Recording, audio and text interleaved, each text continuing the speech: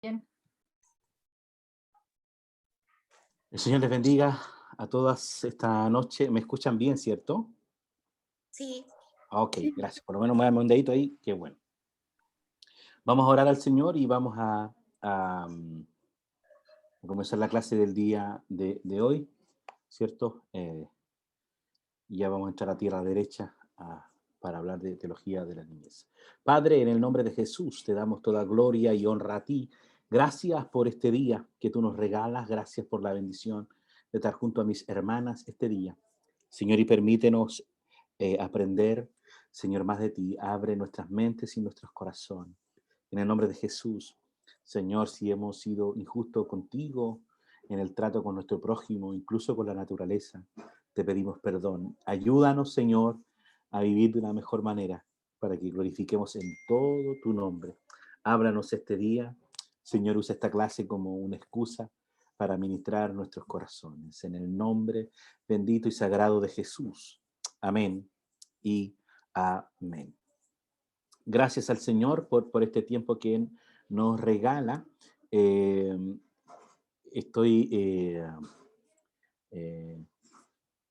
aquí leyendo un mensaje de alguien ahí. Voy a hacerles llegar al WhatsApp algunos documentos de regalo, básicamente para reforzar las clases que hemos tenido. Yo ya recibí algunos trabajos, estuve leyendo hoy en la tarde el trabajo de Jessica, el trabajo de Sandra, que estuve leyendo también, y de alguien más que me envió ya el segundo trabajo. Quiero repasar algunos conceptos de la clase anterior. Quiero repasar algunas ideas de la clase anterior para que podamos examinar. No sé si pueden ver ahí, ven bien, ¿cierto? Ok. La semana pasada comenzamos a hablar un poquito de puntos de partida para una teología bíblica de la niñez, y es allí donde yo quiero hoy día o esta semana puntualizar cómo construir una teología. En las clases anteriores empezamos a hablar que hay muchas formas de hacer teología y hay al menos 3 puntos de partida, o la teología se vale de 3 cosas: el texto sagrado, ¿cierto?, la filosofía y también la historia. Pero la idea de esta clase es precisar, de alguna manera, cuáles serían los puntos de partida para una teología, ¿cierto?, bíblica de la niñez. La meta de la clase es, ¿cierto?, hablar un poquito de qué es la teología bíblica, dónde estamos nosotros y cómo poder construir una teología bíblica. Y partimos del hecho de hablar de que el Antiguo Testamento, particularmente, o el Nuevo Testamento, abordan acontecimientos, y esto se llama, ¿cierto?, círculo hermenéutico, donde podemos y luchamos por en tratar de encontrarle sentido al texto bíblico. Tenemos el acontecimiento como primer acto, ¿cierto?, como primera fase o primera etapa, y el acontecimiento, ¿cierto?, luego surge lo que se conoce como tradición oral, que trata de ser justa con el acontecimiento, pero luego la tradición oral se transforma en tradición escrita, tratando de ser justa con la tradición oral. Y finalmente está usted y estoy yo, los lectores de la Biblia, tratando de entender el acontecimiento, pero ya han pasado 2 filtros, donde cada tradición ha puesto sus elementos y le ha puesto un ropaje. Entonces, para acercarnos a hacer teología bíblica, eh, tenemos el tema de que el proceso hermenéutico, el proceso de la interpretación, pasa por el hecho del acontecimiento. Tenemos, por ejemplo, en el Antiguo Testamento la idea de la zarza, en el caso de Moisés, ¿cierto? Pero luego esta tradición, este acontecimiento pasa por una interpretación o pasa por un proceso de contar lo que pasó, de publicar, ¿cierto?, las experiencias y las vivencias. Y a eso se le llama tradición oral. Finalmente, esta tradición oral, ¿cierto?, llega a una tradición escrita. Entonces,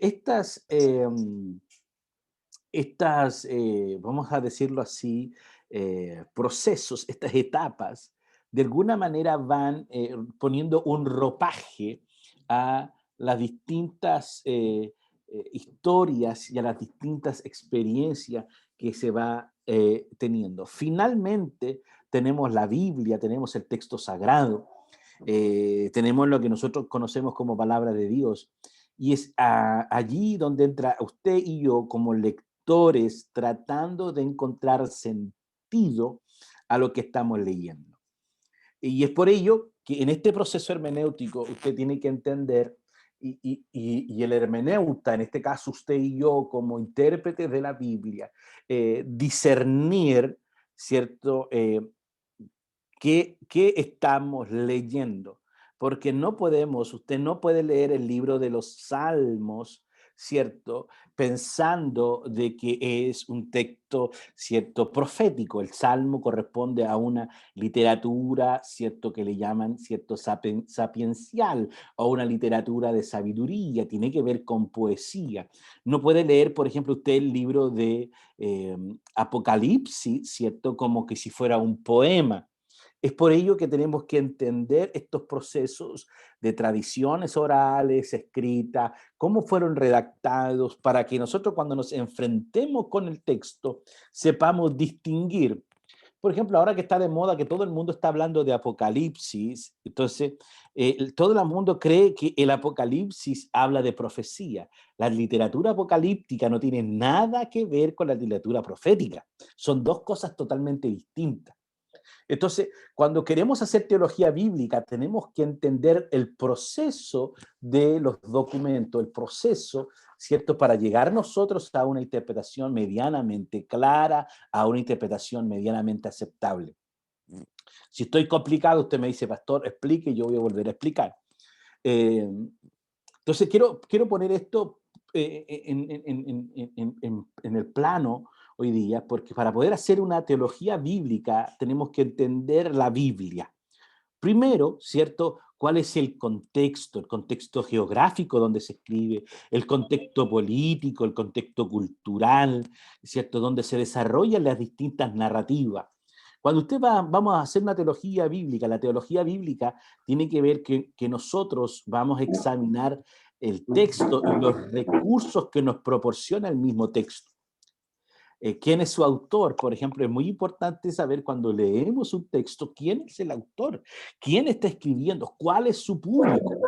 Y cuando me refiero a cuál es el público, saber quiénes son los destinatarios, a quienes el autor le está escribiendo.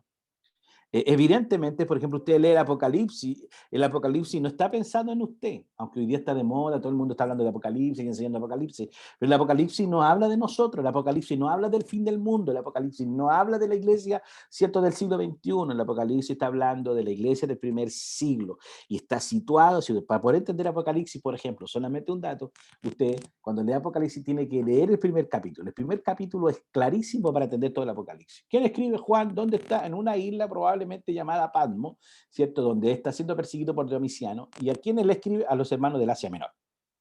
Cuando usted empieza a leer el primer capítulo de Apocalipsis, va a entender, ¿cierto?, que es un lenguaje pictórico. El escritor de Apocalipsis, si es que fue Juan, yo no creo que fue Juan, pero fue un hermano probablemente orientado, guiado por el espíritu de Juan, ¿cierto? Él dice, yo estoy en una isla y tengo una visión, y él habla de lo que de frente él ve. Entonces, él está teniendo una visión, ¿cierto? Dice, y oí, y vi, entonces él está absorto de lo que está ocurriendo.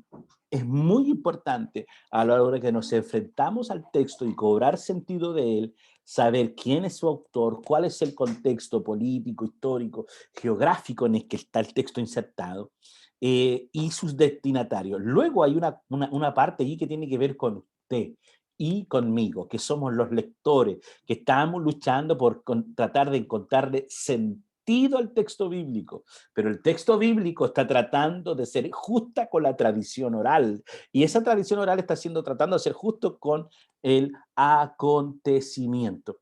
Y explico toda esta lata para que de alguna manera entendamos que cuando nos enfrentamos al texto bíblico, evidentemente tenemos que llegar a una interpretación medianamente lógica, sana. Evidente, yo como pentecostal aquí me ahorro un montón de problemas, no porque el Espíritu Santo sea un atajo, sino porque creemos que el Espíritu Santo ha inspirado la Sagrada Escritura y también puede iluminarnos a nosotros para comprender, para conocer las Escrituras.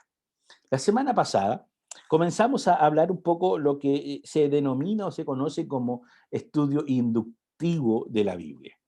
El estudio inductivo de la Biblia, que es un recurso que usamos, básicamente usamos el estudio inductivo para usar una interpretación bíblica más cercana, algo más amigable. Las normativas hermenéuticas son de alguna manera un rollo muy complicado porque nos manda a las reglas hermenéuticas a entender el texto, ¿cierto? Y hacer su diferencia. Cuando leemos la Biblia, por ejemplo, hay muchas figuras retóricas. Puede haber una hipérbole, por ejemplo. Y una hipérbole significa que la escritura está exagerando, está sobredimensionando una acción. Por ejemplo, el salmista dice, es tanto mi llanto que mi cama parece un mar de lágrimas. Es una exageración. ¿Ah? O el salmista dice, desde lo profundo yo clamo a ti. Entonces cada vez que uno ora tiene que meterse a un hoyo para orar. No, no se trata de eso. Hay que entender que hay cierta exageración que tiene un sentido, un propósito. En la escritura, por ejemplo, hay otras figuras retóricas que se llaman, no sé, una figura de comparación, puede ser un símil, ¿cierto? O una metáfora. La diferencia entre un símil y una metáfora es que una es una comparación expresada diciendo, ¿cierto?, que una cosa es como o semejante y la otra dice no es.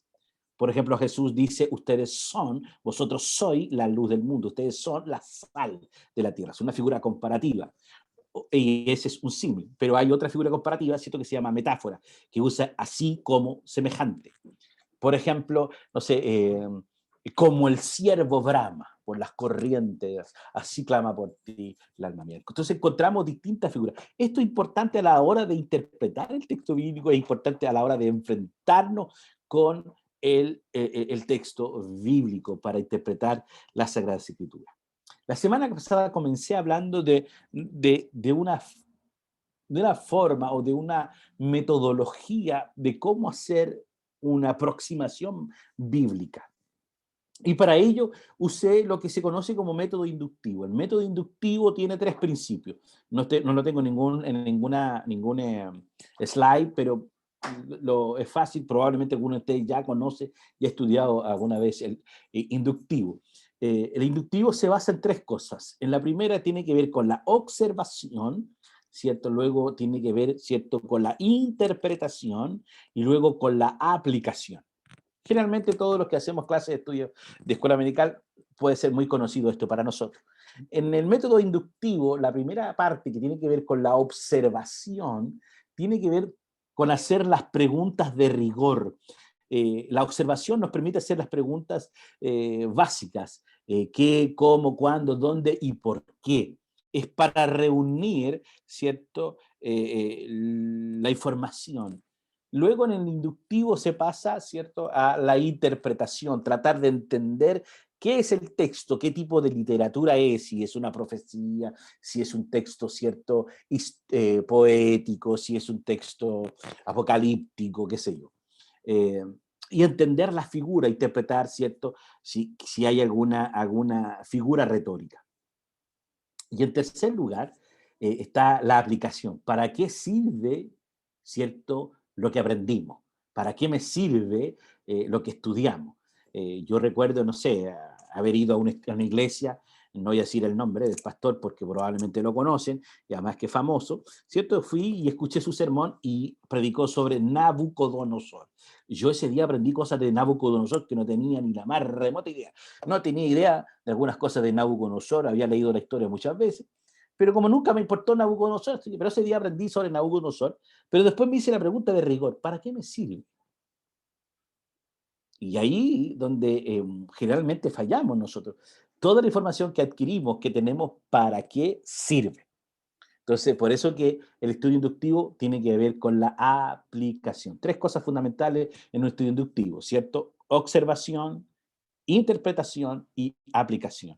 La semana anterior yo les enseñé o les hablé sobre eh, eh, metodología sobre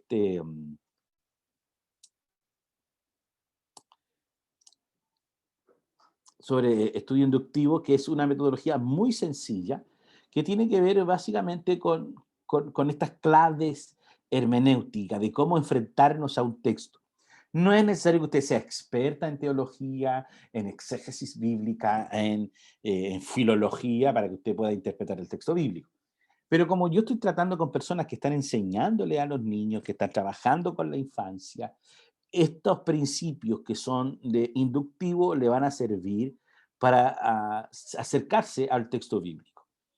En el primer paso, son 5 pasos. El primer paso es muy sencillo, tiene que ver con reunir la información. De hecho, quiero contarles que yo uso esta metodología para mis predicaciones, para mis enseñanzas. Cada vez que enfrento el texto bíblico, reúno la información, donde yo hago la pregunta básica: ¿qué pasó? ¿Qué sucede? ¿Qué cuenta esta historia? ¿De qué se trata esta narrativa? ¿Ah? Cuando leemos para saber qué pasó. Es reunir la información. Evidente, por ejemplo, si usted usa a un texto que está en lo sinóptico, va a tener 3 versiones de eso. Evidente, por ejemplo, si usted va a leer algo que tiene que ver con, no sé, la oración de Getsemaní, va a encontrar que está en Mateo, en Marcos y en Lucas. Eh, o si usted va a hablar del Padre Nuestro, usted sabe que el Sermón de la Montaña en su totalidad está en Mateo y también está en Lucas. Entonces es reunir la información completa. La semana pasada yo sugerí un texto de una historia vieja, ¿cierto? Y famosa, que es la historia de la mujer encorvada de Lucas, capítulo 13, del verso 10 al 17. Es cuando leemos para reunir la información. Luego, ¿cierto? De que sabemos qué pasó, viene el contexto. Es aquí donde nos preguntamos cómo son los detalles, es aquí donde nos preguntamos, ¿cierto?, cómo eran las costumbres, cómo eran las cosas. En el caso, ¿cierto?, nos preguntamos del por qué. Leímos, por ejemplo, Lucas 13, del 10 al 17, y nos preguntamos, Jesús está enseñando, ¿y quién le dio título a Jesús de maestro? Entonces Jesús, si está enseñando, Jesús era un maestro de Israel, entonces Jesús era un escriba, o Jesús era un fariseo. Cómo tenía autoridad para enseñar en una sinagoga. Nos preguntamos qué es una sinagoga, de dónde surge una sinagoga. Jesús está enseñando, ¿cierto?, en una sinagoga, ¿qué día? El día de reposo. ¿Qué significa el Shabbat? ¿Qué significa el descanso? Entonces, cuando nos empezamos a preguntar, Jesús interviene en medio de este discurso de Lucas 13, del día 17, ¿cierto?, con una mujer que está enferma. Nos preguntamos cuál es el valor de la mujer en la época de Jesús, qué significa que haya sido enferma. Todos esos detalles de contexto que nos informan nos ayudan a comprender la generalidad de lo que el texto está diciendo. Y una vez, ¿cierto?, que tenemos claro qué pasó, cuáles son los detalles, viene lo que ahora son, de alguna manera, preguntas que van a ayudarnos a iluminar el texto bíblico o iluminar un poco nuestra comprensión del pasaje de las Escrituras. Eh, por ejemplo, hay 3 preguntas que las respuestas son eh, variables, las respuestas no son cerradas. Es donde nos preguntamos, ok, ya sabemos qué pasó, ya sabemos cuáles son los detalles de la historia, viene la tercera parte, que es el mensaje del autor. La pregunta es, ¿qué quiso decir el autor con esta historia? En el caso de Lucas 13, que fue el texto que hablamos la semana pasada, ¿cierto? La pregunta es, ¿por qué Lucas pone esta historia? ¿Qué es lo que quiere transmitir el autor? ¿Cuál es el mensaje de Lucas al poner, ¿cierto?, la sanidad de esta mujer encorvada en el contexto en que está? Y esa respuesta la conseguimos a la luz de lo que ya sabemos, de lo que ya sabemos qué pasó, ¿cierto? Y cuál es la información que nos da el contexto. Luego viene, en cuarto lugar, una siguiente pregunta, es donde nos preguntamos cuál es el mensaje de Dios para en nosotros en esta historia? ¿Cuál es el mensaje de Dios? ¿Qué es lo que suponemos que Dios está diciendo en esta historia? Y aquí donde ya hemos analizado todo lo que pasó, ya sabemos los detalles, y tenemos una idea, suponemos, de lo que el autor quiere decirnos, Lucas, y ahora decimos, bueno, yo creo que Dios quiere decir esto. Finalmente, en la quinta parte es para mí donde surge la enseñanza, la quinta parte o la quinta clave, donde para mí surge el verdadero sermón, es cuando nos preguntamos el mensaje del Espíritu Santo para mí, aquí y ahora en esta historia. ¿Qué me dice el Espíritu Santo a mí en esta historia? Entonces, para mí aquí surge la verdadera enseñanza, para mí aquí surge la verdadera predicación, cuando, cuando dejamos que el texto nos interpele, cuando dejamos que el Espíritu de Dios nos hable por medio de la narrativa. Generalmente nosotros los maestros, ¿cierto? Generalmente los predicadores, leemos el texto bíblico para predicarle a los demás y no olvidamos que antes de predicarle a los demás, antes de traer el mensaje para los demás, el mensaje tiene que interpelarnos a nosotros. ¿Ok? Sobre esto era la tarea para esta semana. Quiero detenerme un minuto aquí antes de seguir y preguntarle, si usted tiene la amabilidad de abrir su cámara, si tuvieron algún conflicto con el trabajo hasta allí.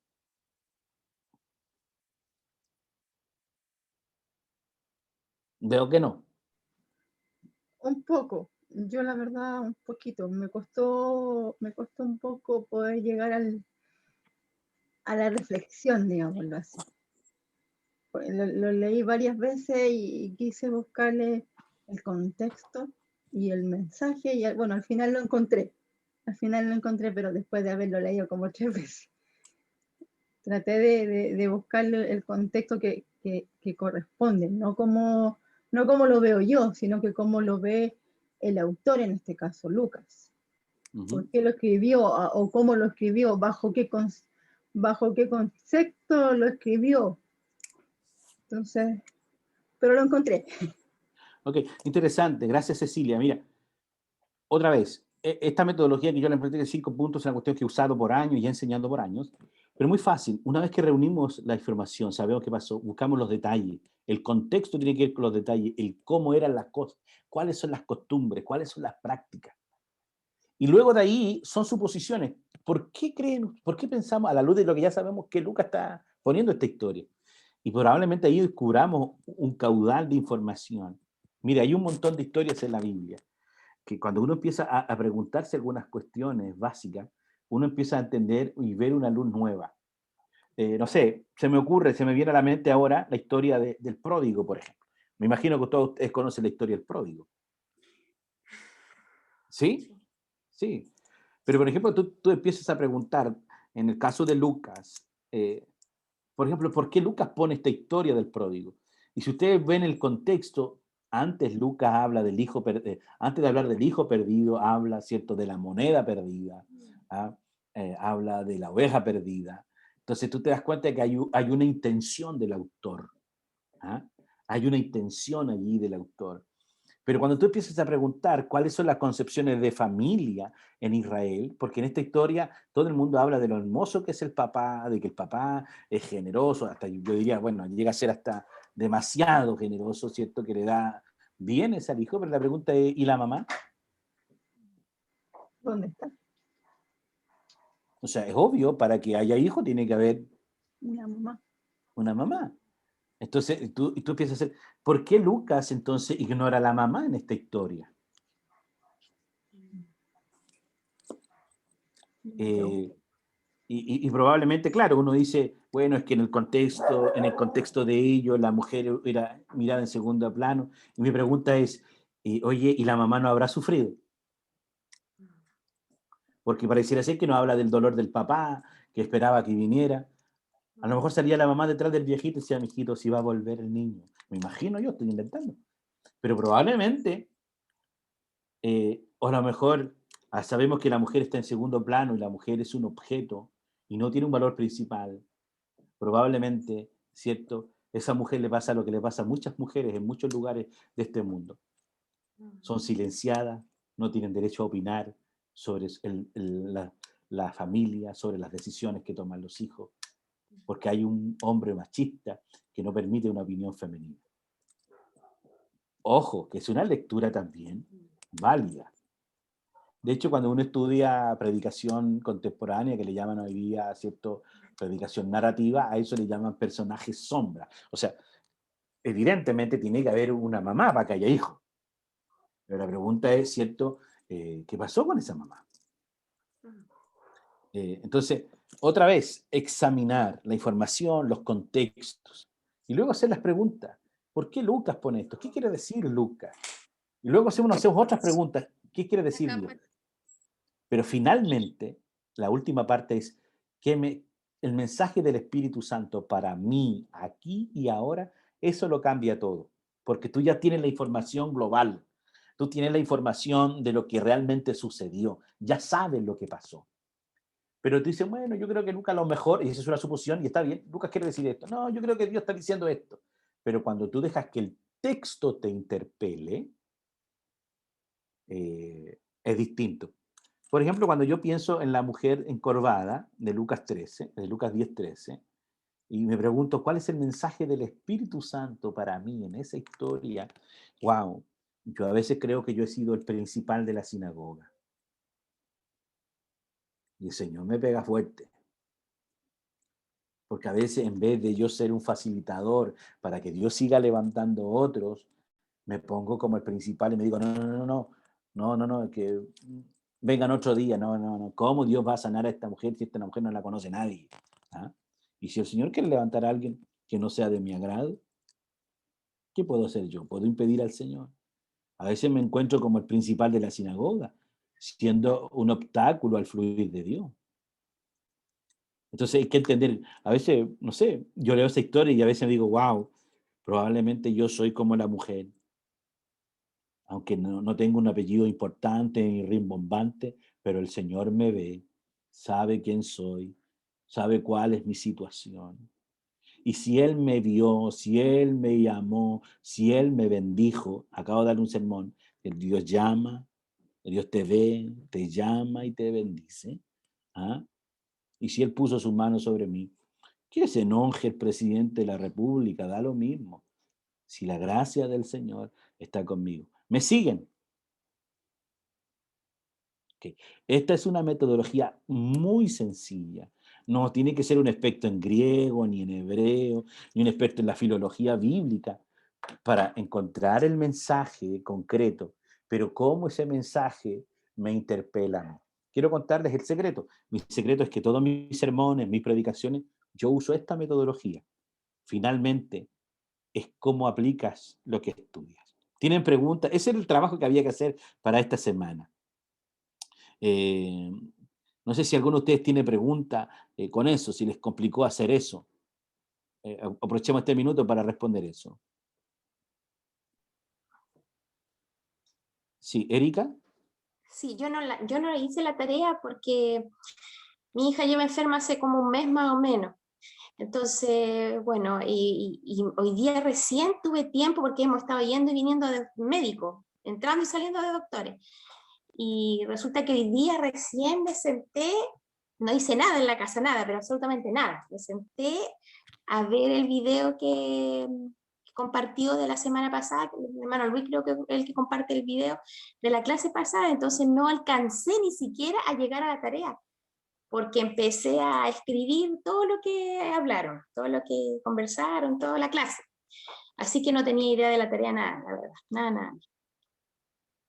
Bueno, no se preocupe que tiene de aquí hasta el milenio para hacer la tarea. No hay problema. Ya, No hay problema. Yo, de aquí, cuando terminemos, puede cumplir con las tareas. Son 3 tareas que vamos a tener, no se asusten, ya llevan 2. Sí, Son con sí, 3 o sea, yo tareas. ya sería la segunda trazada, de hecho. Ok. De hecho, sería la Bueno, segunda trazada. si se Me pone al pongo día, al no hay Sí, me problema. pongo al día, me pongo al día. Ok. Gracias, María. Preguntas.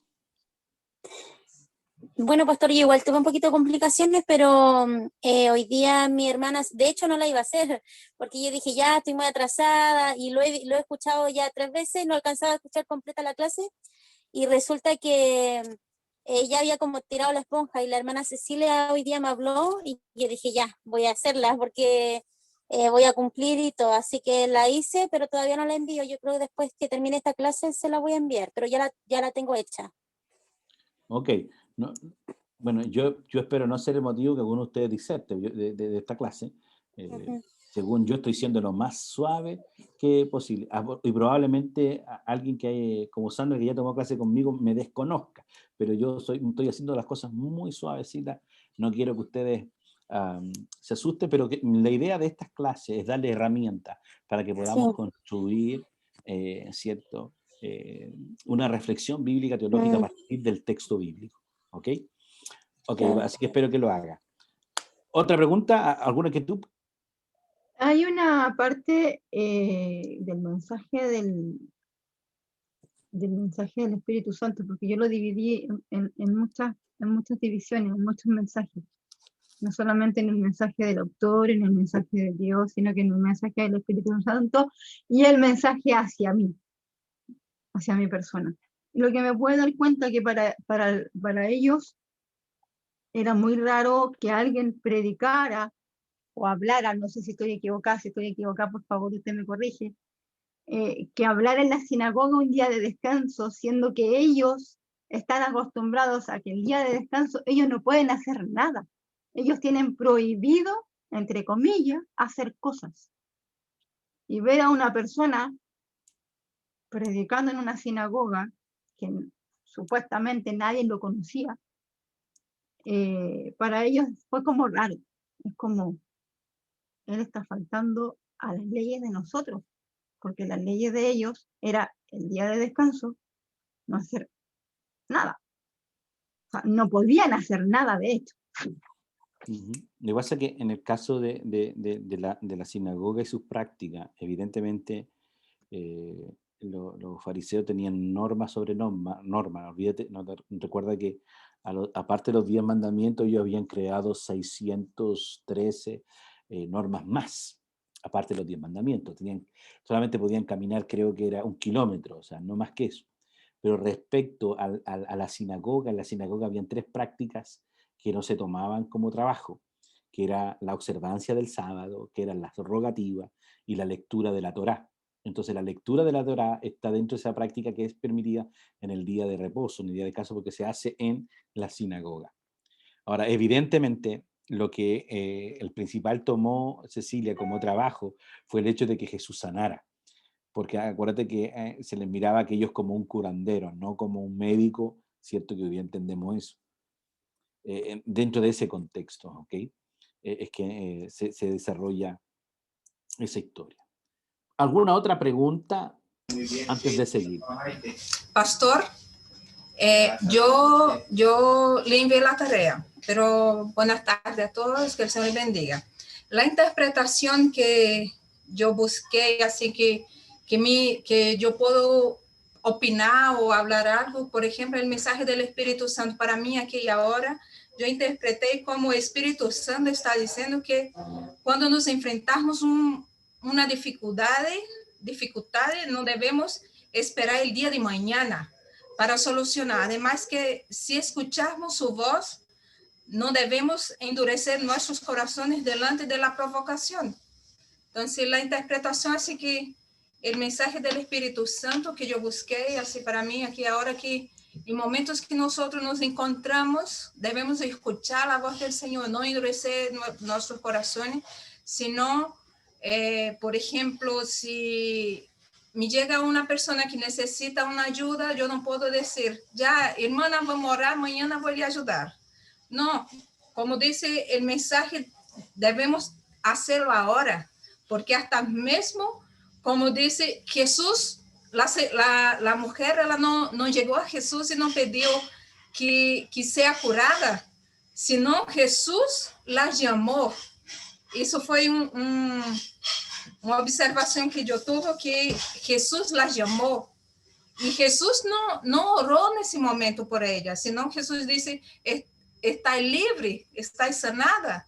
Entonces significa, digamos que, obviamente, sabemos que el poder del Señor, Él conoce cada uno de nosotros, pero digamos que Él oró a Dios, a su padre, en la mañana, todo que iba a hacer durante el día.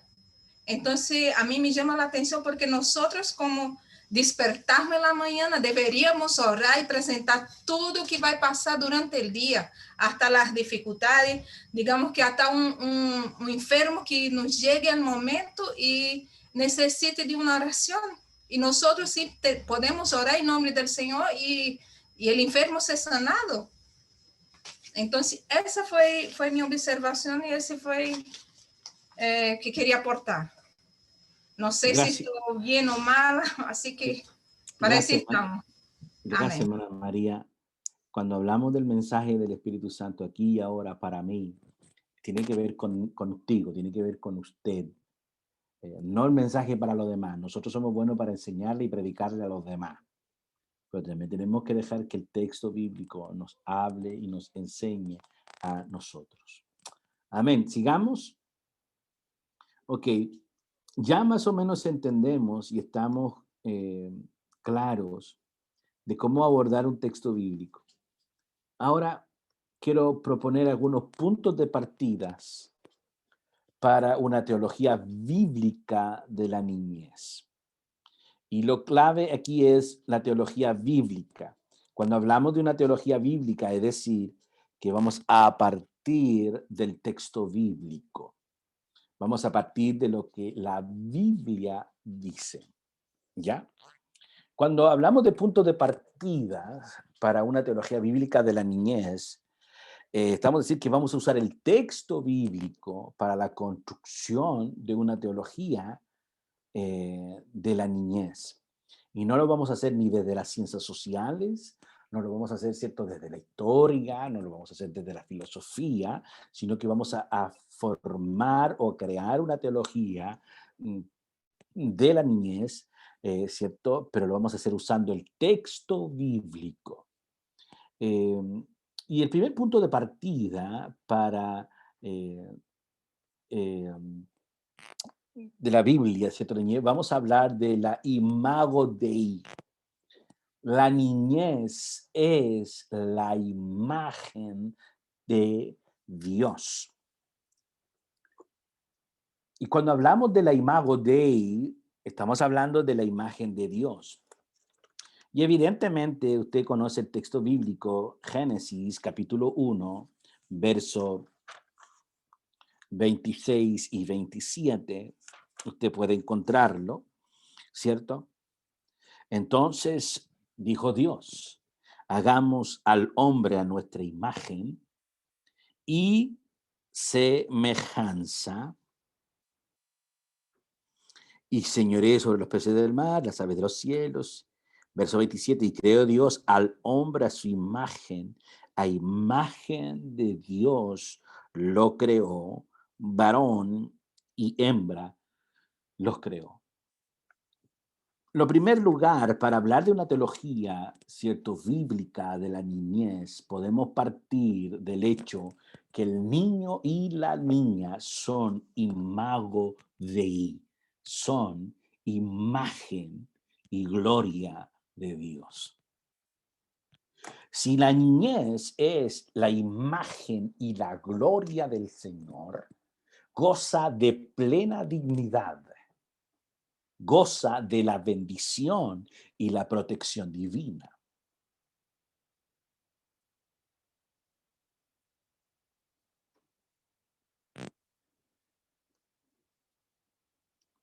Entonces, para hablar de la teología de la niñez o construir una teología de la niñez, podemos partir diciendo claramente que la niñez es también imagen de Dios. Entonces, la niñez goza de la dignidad, honorabilidad, ¿cierto?, de ser imagen de Dios. La niñez, el niño y la niña no es un actor secundario en la creación de Dios. El niño y la niña no son ciertos ciudadanos de segunda clase, sino que son imagen de Dios. Y vamos a encontrar en el Antiguo y Nuevo Testamento varias ocasiones en que Dios usa la imagen de la niñez Y también en el Nuevo Testamento, ¿cierto? La imagen de Dios como la imagen de un niño. Y es importante entender esto. Acuérdese, usted ha leído el Salmo número 8, ¿se saben? Han leído el Salmo número 8, ¿cierto? ¿Ah? El Salmo número 8 nos habla allí, entonces, que la niñez también puede ser el sostén, fundamento de la creación, así como lo es Dios. Oh Jehová, Señor nuestro, cuán glorioso es tu nombre en toda la tierra. Dice, has puesto tu gloria sobre los cielos. Y dice, de la boca de los niños, ¿qué más dice? De los niños y de quiénes, de los que maman, fundaste la fortaleza. la fortaleza. Estoy hablando entonces, para formar una teología bíblica de la niñez, tenemos que partir de la imago Dei, que el niño y la niña son imagen de Dios, entonces gozan de dignidad, honorabilidad, respeto, porque también pueden ser imagen de Dios, porque también puede sostener desde la niñez. La Biblia está llena, yo me demoraría mucho hablando de pasajes, particularmente el Nuevo Testamento. ¿Se recuerdan la frase que les mencioné hace unas clases anteriores de Leonardo Boff? ¿Ah? Todo niño quiere ser hombre, todo hombre quiere ser Dios, quiere ser rey, todo rey quiere ser Dios. Solo Dios quiso ser niño. Entonces, un punto de partida para la construcción de una teología de la niñez, tenemos que partir del hecho de que el niño y la niña son imagen de Dios. En ellos se revela en su imagen la gloria de Dios. Así como lo vemos en el Salmo 8, porque de la boca de los niños y de los que maman fundaste la fortaleza. O sea, Dios. Y vamos a encontrar en el Antiguo Nuevo Testamento imágenes poderosas, ¿cierto? De Dios, o la niñez como una imagen también de Dios. Otro punto de partida para una teología de la niñez tiene que ver con la metáfora del reino. Los niños y las niñas son metáforas del reino de Dios. ¿Ah? Y cuando digo metáforas del reino, porque así como en los evangelios se usa la semilla de mostaza como una metáfora del reino de Dios, ¿ah? Se usa a la niñez como una metáfora del reino de Dios. Creo que se los mencioné, ¿cierto?, hace unas clases anteriores, pero hay una historia muy particular. La nueva vida en Cristo habla del nuevo nacimiento. ¿Se acuerdan ustedes de Nicodemo, que fue de noche, capítulo 3 de San Juan? Va de noche ante Jesús y le dice, sabemos que tú provienes de Dios, nadie podría hacer las obras que tú haces si Dios no está con él. Y Jesús le dice, debes nacer de nuevo. La niñez como metáfora del reino de Dios. Acompáñenme en una lectura, yo creo que es interesante mirar las escrituras. Acompáñenme, por favor, a Mateo capítulo 18. Mateo capítulo 18. Que me acompañe ahí un par de minutos para leer el texto bíblico.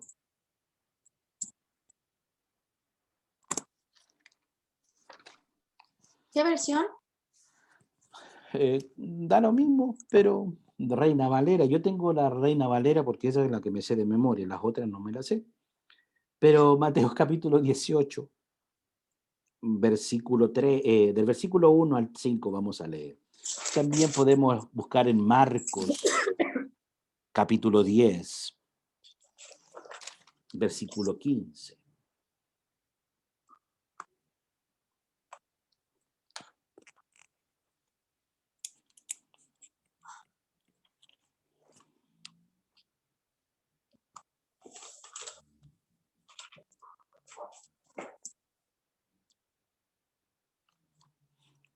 Marcos capítulo 15, perdón, capítulo 10, versículo 15.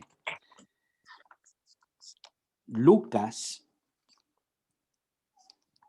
pueden también buscar en Lucas capítulo 18, verso 17.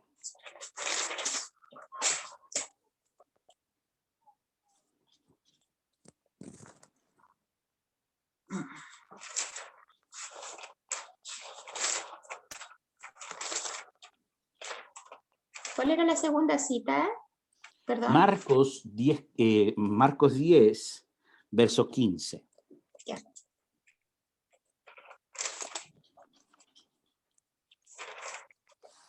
Vamos a leer ahí juntos en Mateo. Leamos juntos ahí en Mateo capítulo 18. El contexto es muy poderoso. Hablar de la niñez como metáfora del reino de Dios.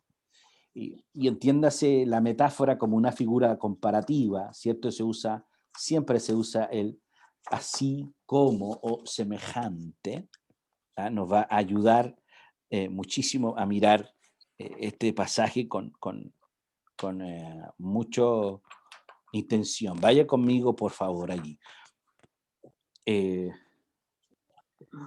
Mateo capítulo 18, versículo 1. Dice, en aquel tiempo los discípulos vinieron a Jesús diciendo, ¿quién es el mayor en el reino de los cielos? Y llamando Jesús a un niño, lo puso en medio de ellos. Quiero detenerme un minuto aquí solamente para gozarme un rato. Los discípulos están hablando en el contexto de aquí, ¿quién es el mayor? En algunas palabras, lo que están hablando aquí ellos están diciendo, ¿quién es el líder? ¿Quién es el que la lleva? Y me encanta Jesús. ¿A quién pone Jesús? Cuando quiere hablar de liderazgo, ¿a quién pone Jesús? A un niño. Oye, okay, voy a dejar voy a abrir un poquito la pantalla para verlos. A un niño. Aquí están hablando de liderazgo. ¿Quién es el mayor? Si usted mira, los tipos están discutiendo aquí quién es el mayor. Y Jesús, ¿cuál es la respuesta de Jesús? Dice, llamando Jesús a un niño, lo puso en medio de ellos. Si usted le hablaran de liderazgo, ¿en quién pensaría usted?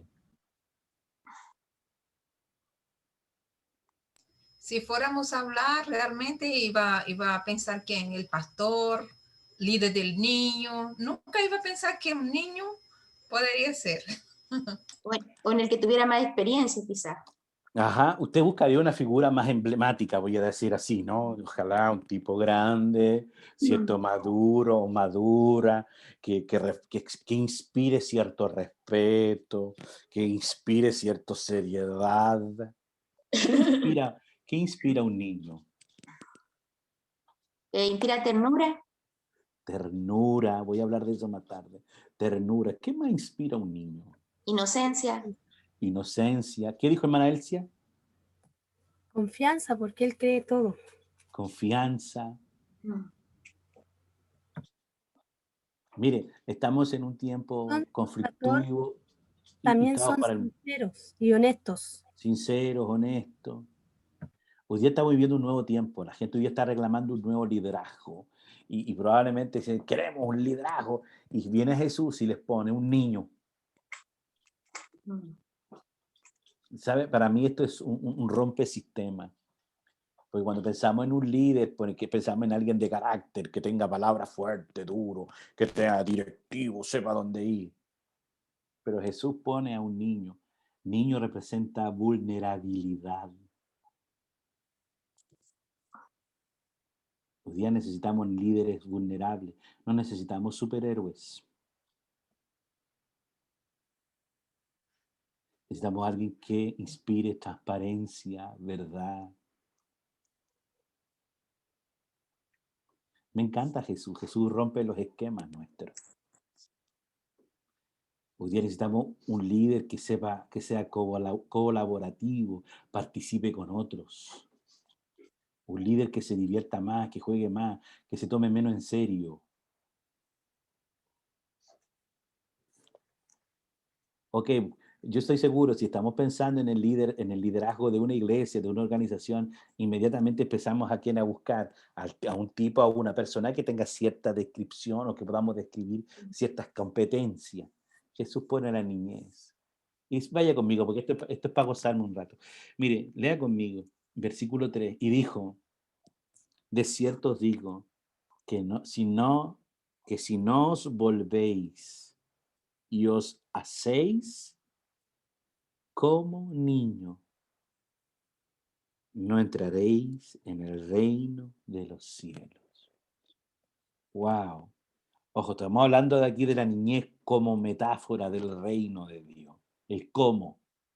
No dice que tenemos que vivir y ser como niños, sino como niños. ¿Me siguen, cierto? Sí. ¿Eh? Me encanta. Los principios del reino de Dios, los principios de Jesús son contracorriente. Jesús pone a un niño, pone la vulnerabilidad.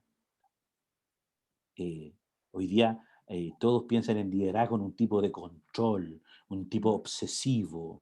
Jesús dice, no, un niño, alguien que pueda jugar, que pueda colaborar con otro. Necesitamos un liderazgo sano, un liderazgo vulnerable, un liderazgo que se deje aprender, que esté haciendo y aprendiendo. Qué riqueza sería redescubrir la niñez como principio de liderazgo. ¿Alguien lo había pensado antes?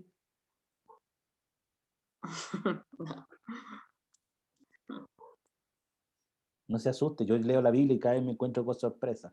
Sigamos leyendo. De hecho, ya saben, ¿no? En el cielo hay un cartel, solo se reciben a niños y niñas. Así que en la iglesia debiéramos tratar de empezar a poner a la niñez enfrente y empezar a decir, ¿qué tienen los niños? ¿Por qué el mensaje del Nuevo Testamento es vuelve a nacer? ¿Por qué el mensaje es morir para nacer de nuevo? ¿Qué hay en la niñez que Dios la pone como metáfora?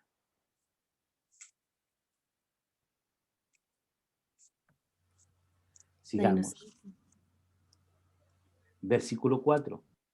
Dice, estoy en Mateo 18:4. Así que cualquiera que se humille como este niño es el mayor en el reino de los cielos. Verso 5 y para el bronce.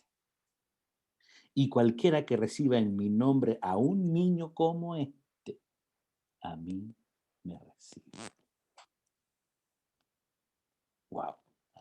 Cualquiera que reciba en mi nombre a un niño como este, a mí me recibe. Si tú recibes, si tú acoges, si tú ayudas, si tú bendices a un niño, a una niña, como que si fuera Cristo mismo, a quien estamos recibiendo. ¿Pueden entender ahora cuál es la importancia de la niñez en el pensamiento y el evangelio de Jesús?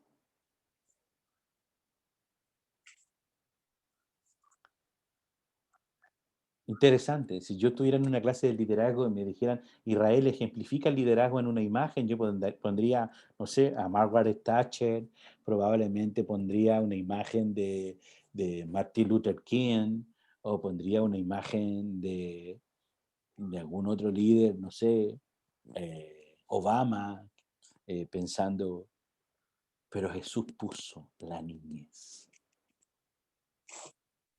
La niñez. Interesante.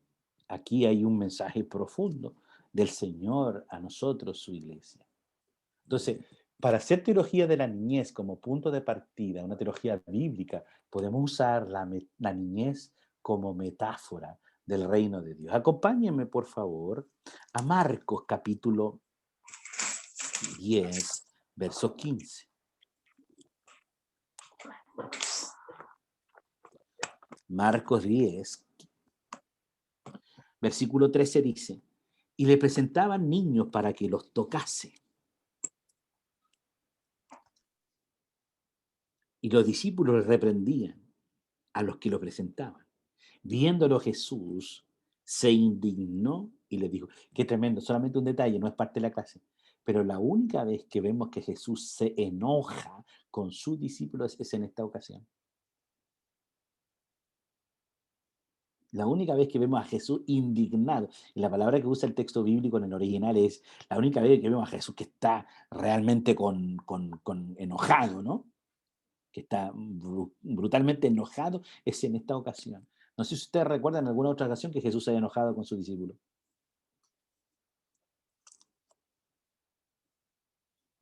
Dice, Jesús se indignó. Me encanta cómo es Marco de descriptivo. Dice, y les dijo, dejad a los niños venir a mí y no se lo impidáis, porque de tales es el reino de Dios. De cierto os digo que el que no reciba el reino de Dios como un niño, no entrará en él. Mira qué interesante, quien no reciba el reino de Dios como un niño,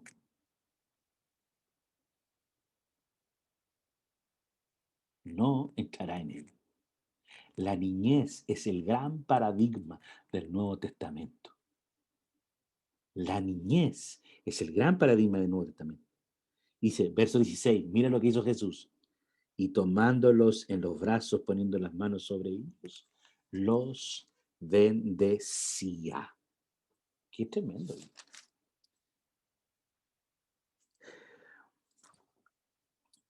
Vamos a Lucas 18, de ahí voy a saltar a la siguiente imagen. Lucas 18, verso 15.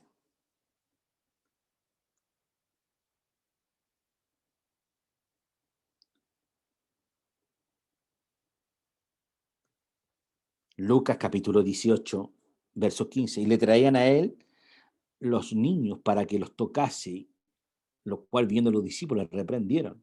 Mas Jesús llamándoles dijo, dejad a los niños venir a mí y no se los impidáis, porque de tal es el reino de Dios. De cierto os digo que el que no recibe el reino de Dios como un niño no entrará en él. La centralidad de la niñez en el mensaje de Jesús es importante. Lo voy a hablar la próxima clase, la última clase, donde hable de la agenda misional de la iglesia respecto a la niñez. Si para Jesús era prioritario, el problema es por qué para la iglesia no ha sido prioritaria la niñez. Y probablemente tengo muchas respuestas para eso, pero es un tema que tenemos que volver a revisar. Ok, punto de partida para una teología bíblica de la niñez. Tenemos la imagen de Dios, la metáfora del reino, la niñez como metáfora del reino. Pero también tenemos, ¿cierto?, a un Dios que juega. Si una de las cosas que nos dificulta a nosotros entender es ver a un Dios que se divierte, a un Dios que juega con nosotros, a un Dios que juega al amor. No hay amor más sublime y amor más grande. No hay amor más tierno que el amor de Dios. Un Dios que juega, un Dios que ama. ¿eh? Cuando digo que un Dios que juega, es un Dios que está dispuesto, ¿cierto?, a involucrarse con nosotros. Un Dios que está dispuesto a ceder por nosotros. Mira, hay uno de los textos que para mí llegan a ser casi incomprensibles, ¿cierto?, que son Romanos 5:8. Usted lo sabe de memoria. Mas Dios muestra su amor para con nosotros, en que siendo aún pecadores, Cristo murió por nosotros. Tenemos entonces a un Dios que también que juega, que se divierte, que ama, que ríe con nosotros. Uno de mis mentores me contaba que estuvo predicando en la iglesia de Jeoido, en Corea del Sur. Y me contaba que una de las imágenes que más le sorprendió, que en la iglesia de Jeoido, de la Asamblea de Dios, tienen un monte de oración. Y en el caminata de ese monte tienen en una pared grande dibujada a un Jesús con una carcajada, a Jesús riéndose. Y fue una imagen muy perturbadora para él, porque nunca había visto una imagen de Jesús riéndose. Siempre había visto imágenes de Jesús en cruz, en Jesús demacrado, ¿eh? Pero a veces nosotros creemos que nuestro Dios no juega, que Dios no se divierte. Cuando usted lee el relato de la creación, vemos a un Dios que juega, a un Dios que crea, a un Dios que se divierte. Hay un pasaje del Antiguo Testamento que dice que Dios callará de amor. ¿Ah? Hay un Dios que se divierte, un Dios que juega. También otro punto de partida para una teología bíblica de la niñez tenemos el Dios tierno. Una de las palabras que se traduce bondad, misericordia, es también ternura. Cada vez que Dios habla de la misericordia, está hablando de la ternura de Dios. El Dios tierno o la ternura de Dios. Harold Segura escribió, creo que el año pasado, un libro donde él habla de la ternura de Dios, es inspirado en una teología de la ternura de un cura italiano. Cuando hablamos de la compasión, nos olvidamos de una imagen potente de Dios, que es la ternura de Dios. Mire, acompáñenme a un texto bíblico que a mí me fascina, porque para mí no tiene traducción bíblica. O sea, la traducción que tiene es una aproximación. Acompáñenme, por favor, a Efesios capítulo 2.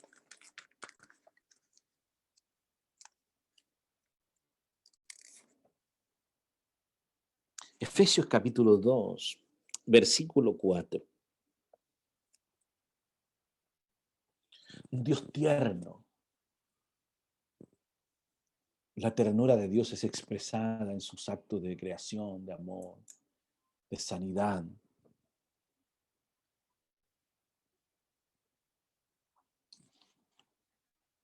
Efesios capítulo 2, versículo 4. Dice, pero Dios que es rico en misericordia. La palabra miserum cardia, que Dios ha puesto su corazón en nuestra miseria, dice, por su gran amor con que nos amó. Esto es un pleonasmo, es una redundancia de ideas y de conceptos.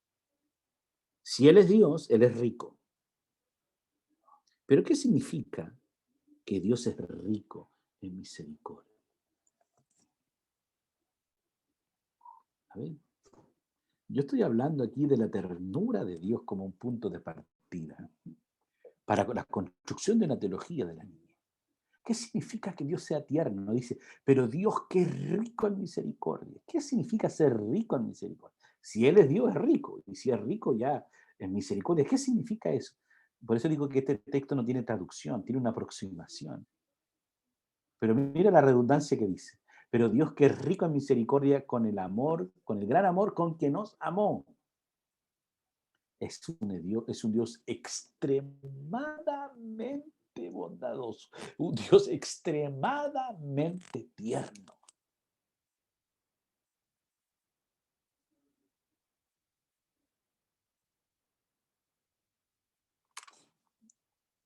Nosotros estamos acostumbrados a ver, ¿cierto?, al Dios santo, al Dios justo, al Dios todopoderoso, inmanente, trascendente. Estamos acostumbrados a hablar de este Dios, ¿cierto?, que es omnisciente, omnipresente. Pero nos hemos olvidado o hemos dejado de contemplar a este Dios que es tierno. Cada vez que la Biblia habla de la misericordia, de la bondad y el amor de Dios, está hablando de la ternura de Dios. Nadie podría amarnos como Él nos amó. Nadie nos ha esperado como Él nos ha esperado. Y Dios que es rico en misericordia, con el amor, con el gran amor con que nos amó. Este texto es una aproximación a la ternura de Dios. Y a nosotros pareciera ser que no nos gusta hablar a nosotros los evangélicos de este Dios tierno, porque le tenemos miedo a la ternura, le tenemos miedo a la vulnerabilidad, porque traducimos ternura, amor, con fragilidad, con debilidad. ¿Ah? Pero la misma Biblia nos enseña que no hay nada más fuerte, no hay nada más permanente que el amor. Porque pasarán las lenguas, las profecías y todas estas cuestiones, ¿cierto?, supranaturales y sobrenaturales que a nosotros los petepetes nos gusta hablar.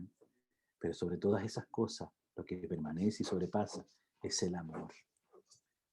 La ternura de Dios. Este Dios que es extremadamente tierno. Y dice la Biblia, así como Dios engrandeció el cielo de la tierra, así ha engrandecido su misericordia, la ternura de Dios. Yo ver a mis hijos, ver, no sé, el accionar de ellos, yo veo la ternura de Dios. ¿Ok? Entonces podemos construir una teología de la niñez a partir de este Dios tierno. Por último, ver a Dios como madre. Y aquí algunos se complican ver a Dios como madre porque lo primero que les viene a la cabeza es herejía. ¿No? Porque tenemos la idea, ¿cierto?, de esta masculinización de Dios, a esta idea, ¿cierto?, de Dios hombre, de este Dios macho. ¿Eh? Y yo entiendo, puede ser por nuestros propios prejuicios, pero el nombre de Dios o Dios no es que Él sea hombre. De hecho, acuérdense que la primera creación de Dios fue hecha a imagen y semejanza y dice varón y hembra. Lo voy a dejar ahí nomás para que usted siga pensando nomás. ¿Ah? Pero hay un autor, uno de mis autores favoritos, Leonardo Boff, hace muchos años, él habló del rostro materno de Dios. Hay uno de los textos hermosos ahí en Isaías 49, verso 15. ¿Se olvidará la mujer de lo que dio a luz para dejar de compadecerse del hijo de su vientre? Imposible. ¿Podrá la mujer olvidarse del fruto de su vientre para dejar de tener compasión? Imposible.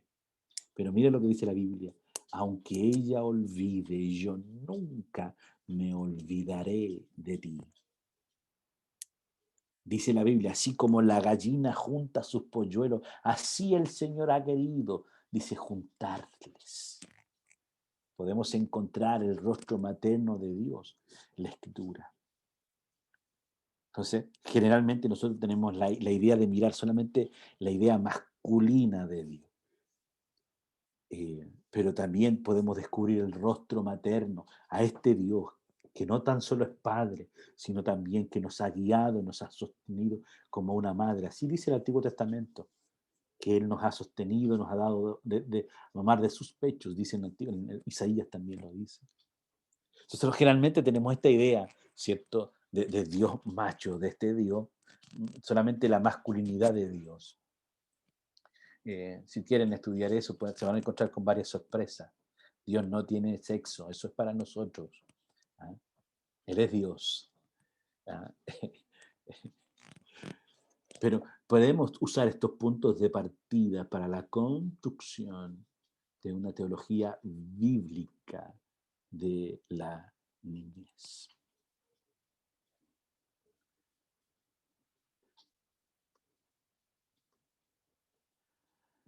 Entonces, para la construcción de una teología bíblica de la niñez podemos usar como punto de partida la imago Dei, la niñez, los niños y las niñas como imagen de Dios, la niñez como metáfora del reino, a este Dios que se divierte, a este Dios que juega, que sueña con nosotros.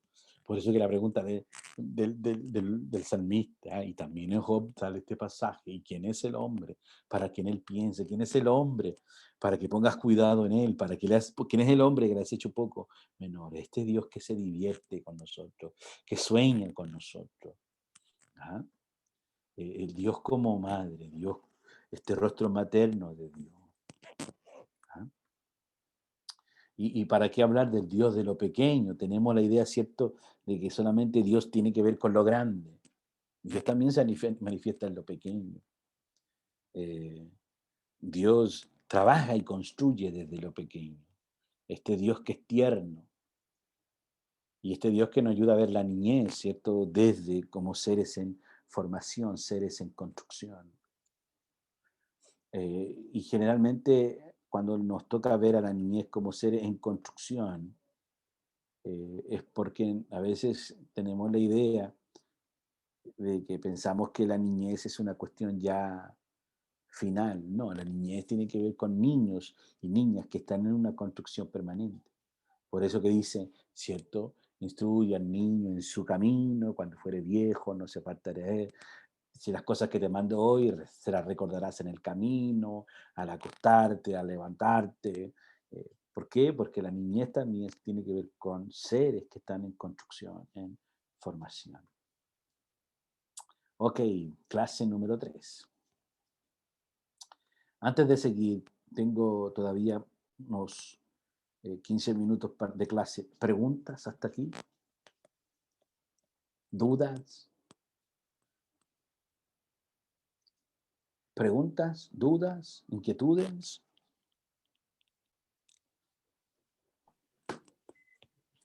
Profesor, Sí. hola, aquí tendría una duda, pero en términos bíblicos, porque no recuerdo cómo poder hablar de un Dios materno, un Dios madre, y poder enunciar a lo mejor un texto bíblico, o de qué manera uno puede defender esa postura. Porque yo igual entiendo desde esa mirada que Dios nos mira también como un Dios materno, como un Dios amoroso, como un Dios tierno, como debería ser una madre, independiente de si es buena madre eh, o no, porque eso es como muy subjetivo, pero eh, con la mayoría relaciona a la mamá esa cariñosa, amorosa, pero ¿cómo uno podría defender esa postura?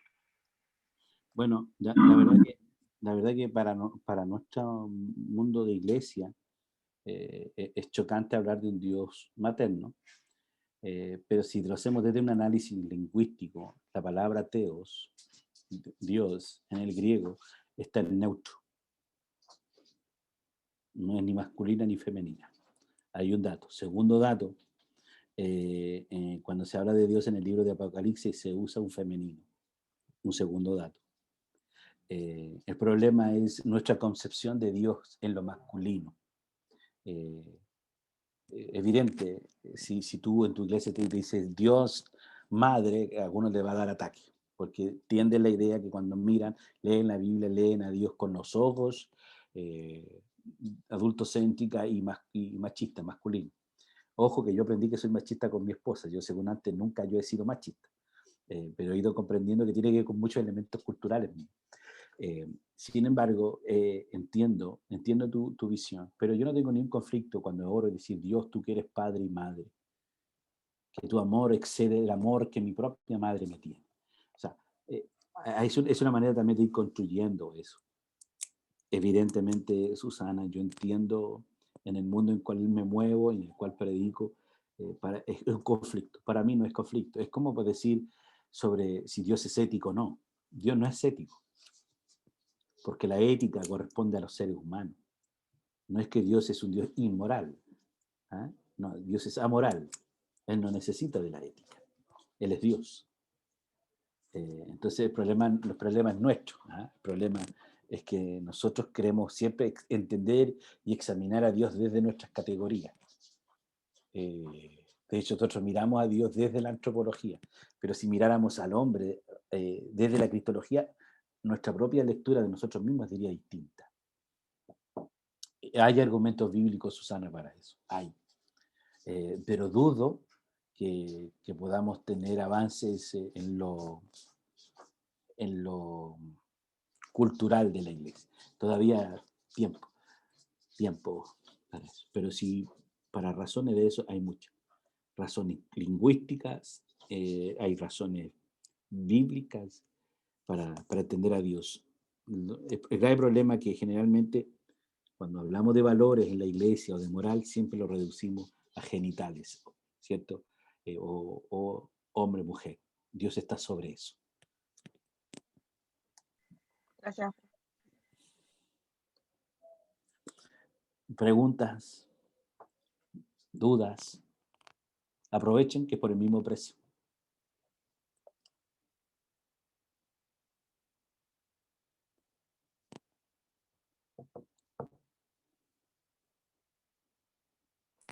Ok, tarea para la próxima semana. Les voy a dejar un librito en el WhatsApp, un libro viejo, que se llama Claves de Interpretación Bíblica. Es viejito. El libro se llama Claves de Interpretación Bíblica de Tomás de la Fuente. Los voy a poner ahora al terminar la clase. Solo quiero que lean el capítulo 2, el capítulo 3 y el capítulo 4. No se asusten porque son capítulos cortitos, deben tener, para no exagerar, tres planas, 3 o 5 planas máximo. Es cortito. Y después de cada capítulo vienen 2 o 3 preguntas. Quiero que me respondan los cuestionarios de cada capítulo. Nada más que eso. Habla del el espíritu correcto, el método correcto y lea con cuidado. Así se llaman los 3 capítulos. Es un libro muy viejito, pero la gracia que tiene ese libro es que hace lo complicado, lo hace sencillo. Después que lea esos 3 capítulos va a querer leer el libro completo. Yo he leído muchísimos libros de interpretación, de hermenéutica, he leído gallos complicados como Gadamer o Severino Croato, pero cuando leo a Tomás de la Fuente, leo un tipo tan sencillo que me hace lo complicado muy fácil. El libro se llama Clave de Interpretación Bíblica, lo voy a poner en el WhatsApp. Solamente quiero que usted lea el capítulo 2, 3 y 4. ¿Para qué quiero que haga eso? Ese libro le va a enseñar un poco a leer el mensaje completo de la Biblia, a leerlo con la actitud correcta y a leer con cuidado. Ahí se van a reír porque salen algunos chistes, ¿cierto? De gente que lee la Biblia y la lee mal. ¿Ah? Entonces, por eso que el capítulo se llama Lea con cuidado. Y usted, por favor, va a responder las preguntas que hay después de cada capítulo. Insisto, son cuestionarios muy chiquitos. ¿Ya? Sigamos. Tengo para la clase, todavía me quedan 10 minutos para la gloria del Señor. Nunca he andado tan rápido. Ok, clase número 3. La niñez como prioridad en la agenda misional de la iglesia. Les voy a regalar varios libros. Si ustedes quieren, no les regalo ninguna. Tengo unos libros, les voy a poner en el WhatsApp varios libros este día. Les voy a regalar algunos libros sobre la niñez. Voy a regalar algunos escritos sobre la niñez en la teología cristiana. Y les voy a poner allí un par de artículos. Hay un artículo que escribí hace unos 10 años atrás, más o menos, unos 12 años atrás, escribí un artículo que se llama La integración de las nuevas generaciones en la misión de la iglesia. Se los voy a poner también en el WhatsApp. Es un artículo que escribí yo, no está muy bueno, así que, pero se los voy a compartir para que puedan leerlo. Y quiero que allí podamos compartir algunas ideas este día. Dame 30 segundos.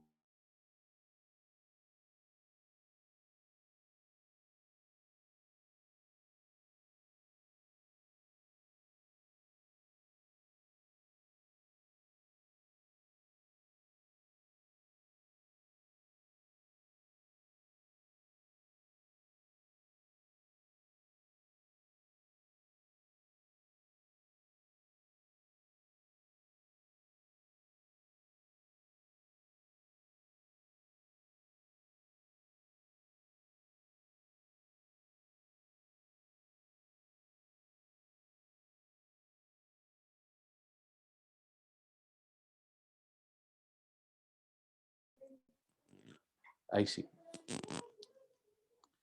Ok, voy a compartirles ahí en el WhatsApp varios documentos, entre ellos un escrito. Ok, la meta de esta clase es definir la misión de la iglesia y reorientar su enfoque hacia la niñez durante estos próximos 7 minutos que tenemos, ¿cierto? La próxima clase voy a enfocarme solamente a hablar de la niñez como prioridad en la agenda misional de la iglesia. La niñez, para hablar de niñez quiero definir definición de conceptos. Lo primero que quiero definir es qué es la niñez, qué entendemos por la niñez, y es la fase del desarrollo de la persona que se comprende entre el nacimiento y la adolescencia. Y es interesante que en el periodo de vida donde nuestra mente está más abierta para aprender y atesorar es nuestro periodo de infancia, esta fase de la niñez. Y estos 3 conceptos quiero tener en clase, que lo que es la niñez, ¿cierto? Es la etapa desde la que la persona nace hasta la adolescencia, donde se ponen los fundamentos para la construcción de la vida, ¿cierto? Y desarrollo del ser humano. La segunda cosa que hay que tener clara, ¿qué es la iglesia? Y en la iglesia podemos entenderla como una fraternidad, podemos entender la iglesia como el cuerpo de Cristo, podemos entender la iglesia como, ¿cierto?, el pueblo de Dios, entendemos la iglesia como la comunidad del reino, la iglesia como la comunidad del espíritu. Pero Dietrich Bonhoeffer hace una definición de iglesia que a mí me encanta. Dietrich Bonhoeffer, él dice que la iglesia es una comunidad de amor, donde no existe el yo, sino que existe el tú. Y me gusta la idea de esta iglesia como comunidad de amor. Es una iglesia que se prioriza esta unión mística, en que no somos una organización, sino que somos un organismo, donde se mira la iglesia un poco con esta comunidad fraterna, una comunidad amigable, cercana. Y entender qué es misión. La misión no es evangelizar. La evangelización es parte de la misión. Entender que la misión no es esta idea de ultramar que tenemos de ir a evangelizar a la India. ¿Ah? La misión tiene que ver con el plan redentor total de Dios. Cuando hablamos del plan redentor total, estamos hablando de establecer el reino de Dios. Cuando tenemos un poquito estos 3 conceptos definidos, es cómo vamos a ir entonces tomando acciones para entender que la niñez debe ser prioritaria en la acción de la iglesia. Prioritaria en la acción de la iglesia para establecer el reino de Dios. Finalmente es lo que importa, establecer el plan redentor total de Dios, que no solo salvar el alma, sino que la cultura, el deporte, la política, todo sea, ¿cierto?, redimido por la obra de Cristo. ¿De dónde debe partir la misión? Es una de las preguntas o es una de las temáticas más discutidas hoy día. En el mundo de la misionología, el gran debate es de dónde debe partir la misión. O en otras palabras, en el mundo de la misión, de las misiones hoy día, o de la misionología, la pregunta es ¿quién establece la agenda de la misión de Dios? ¿Quién establece la agenda? ¿Dios por medio de su palabra o es la iglesia la que establece la agenda? Y es interesante este cuestionamiento, porque cuando preguntamos quién establece la agenda o de dónde debe partir la misión, hay 3 enfoques. La primera enfoque que dice que es Dios quien hace las preguntas y el hombre responde, que la misión es una iniciativa divina. Otro dice, no, la misión parte desde la iglesia, es la iglesia la que establece la agenda porque hay que crecer, hay que avanzar. Entonces la pregunta es, ¿compartimos la fe? ¿Compartimos la buena noticia porque queremos que nuestra iglesia crezca o porque queremos establecer el reino de Dios? La tercera opción es que la agenda la establece el mundo. Es decir, que la gente hace las preguntas y nosotros respondemos. Es que la agenda la establece la gente, las necesidades y demandas del mundo. Y como iglesia nos toca responder a ellas. Estas son las preguntas hoy día, o el gran debate de la misionología actual. Pero lo importante aquí es que lo correcto es entender que quien pone la agenda de la misión no es la iglesia. La iglesia no evangeliza ni comparte su fe para crecer. No es que la iglesia está respondiendo a las demandas y necesidades del mundo. La agenda de la misión la estableció Dios. Dios ama al ser humano, Dios ama al mundo y ha dado todo en rescate de ello. Evidentemente, cuando nosotros, usted y yo, cumplimos la misión de Dios, vamos a responder a las necesidades de la gente. Cuando usted y yo respondemos a la iniciativa divina, por consecuencia natural, la iglesia va a crecer. Pero el fin último no es, ¿cierto?, que la iglesia crezca ni responder los cuestionamientos del mundo. La agenda de Dios, la agenda la establece Dios para la mayor gloria de su nombre. Ahora, entonces cuando hablamos de quién pone la agenda para la misión, la misión, ¿cierto? La agenda de la misión la establece Dios. Desde allí debe partir para la mayor gloria de su nombre. La misión está orientada a satisfacer las necesidades básicas del ser humano, incluyendo su necesidad de Dios, pero también su necesidad de amor, alimento, techo, abrigo, salud física y mental y sentido de dignidad humana. René Padilla, conocido, bueno, falleció hace un par de semanas, conocido en América Latina como tal vez el padre de la misión integral. La misión de Dios es total, la misión de Dios es más que palabra, es más que discurso. La misión de Dios es palabra y acción. En el mundo de la teología le conocemos a eso como misión integral. Algunas bases bíblicas de las cuales yo sostengo para la misión.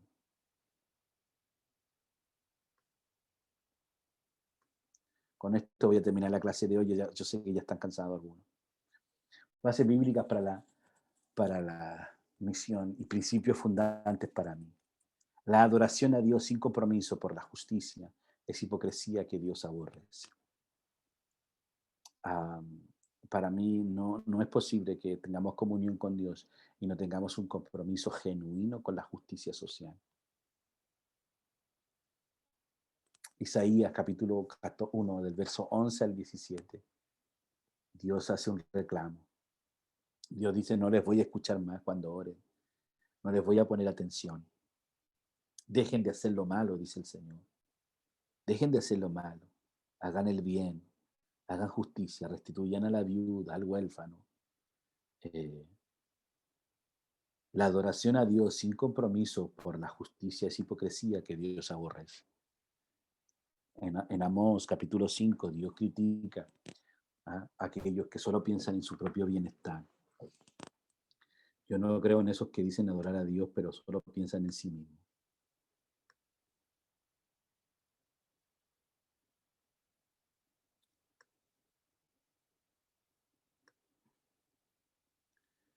Segundo, la predicación del Evangelio y obras sobrenaturales sin obras de amor por el necesitado son señal de falsa espiritualidad. Yo no creo en esos mega apóstoles y no creo en estos mega predicadores, ¿cierto? Que no tienen muestras básicas de amor por los necesitados. Mateo capítulo 7, verso 21 al 23. Señor, hicimos milagros en tu nombre, hicimos señales en tu nombre. La respuesta del Señor es, nunca los conocí. Por si acaso, si alguno quiere saber qué le van a preguntar el cielo, lea Mateo 25, del 31 al 46. Ese es el cuestionario del cielo. Bueno, cuando lleguemos al cielo, la primera cosa que vamos a tener que preguntar es qué hacemos allí, porque eso será milagro. Segundo, probablemente en el cielo encontremos a los que pensamos que no iban a estar, y tercero, no van a estar los que pensamos que sí debían estar. Pero si es que llegamos allí, aunque sea con olor a humo, pero que lleguemos ahí, Si alguno de ustedes quiere saber el cuestionario, está en Mateo capítulo 25, verso 31 al 46. Tuve hambre y me diste de comer. Estuve enfermo y me visitaste. Estuve en la cárcel y me fuiste a ver. Señor, ¿cuándo te vimos? El Señor responde, por cuanto lo hiciste a uno de estos pequeños, a mí lo hiciste. La predicación del Evangelio y obras sobrenaturales, en las cuales yo creo, yo soy carismático, yo creo en esas cosas, pero sin obras de amor por el necesitado, son señal de falsa espiritualidad. Por último, la santidad personal sin servicios sociales, hueca religiosidad. Para mí, la misión de Dios es total, es integral. Y cuando yo pienso en la niñez como un actor principal de la misión de Dios, es que a la niñez no solamente le tenemos que dar discurso, no solo se trata de predicación, se trata de acciones concretas y reales a favor de la niñez. Ustedes conocen Lucas 10, del 25 al 37, que es la historia del buen samaritano. No podemos nosotros querer que otros conozcan a Jesús sin nosotros involucrarnos con Él, sin nosotros compartir nuestra fe, sin nosotros tener un compromiso con los que hoy día sufren y padecen. ¿Ok? En la próxima semana voy a hablar de Jesús como modelo de misión, para hablar luego de la niñez como centro de la misión cristiana. Ok, termino la clase de hoy. ¿Preguntas? ¿Hay preguntas hoy?